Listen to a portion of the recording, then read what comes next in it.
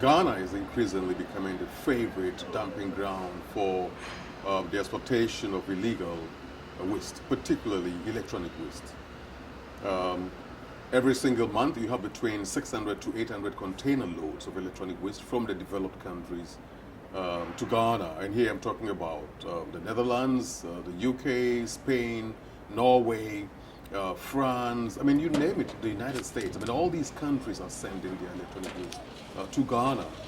It has implications for agriculture, it has implications for the environment in terms of our water bodies, and also the land and even air quality. You know, a lot of times these electronic waste are dismantled by very young people, some as young as 7 years, 8 years. They take in so much toxic substances, chemicals into their body.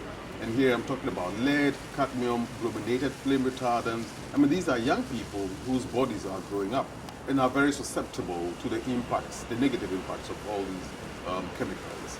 Well, the government of Ghana, at least the two past governments, and I think even the current one, they've all condemned the illegal exports of e-waste to Ghana.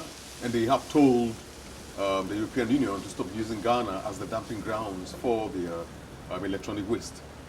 I also know that the government has gone ahead to put together some regulations, you know, to make it difficult for e-waste to come into the country. But, I mean, Ghana is a poor developing country. There are other issues that the country and the government should be dealing with. So we should not, as a people and government, be saddled with problems being foisted down our throat by the West. The developed countries, the West, should be able to deal with their own problems. They should be able to recycle and properly dispose of electronic waste in Europe and not send it to Ghana to be disposed of or recycled. It is illegal, it is immoral, and it has to stop. It's not just the heavy metals that are flushed into the oceans, but we are talking about e-waste plastics as well. We are in an era where we are talking about microplastics, and it is sad to learn that microplastics have been found in the lungs and in the blood of humans. And yet there is so much e-waste coming to Ghana, a poor developing country, that does not have the appropriate facilities to recycle these things. Obviously, once they are entering the sea and they are entering the fisheries are getting contaminated.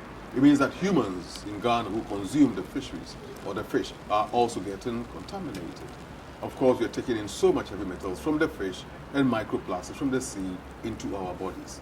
Apart from the Basel Convention, there are other EU regulations, national regulations as well, that prevent the export of e-waste to developing countries.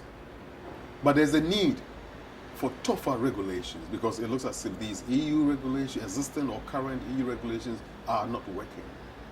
There's a need for tougher regulations, more stringent measures to prevent the illegal exports of e-waste.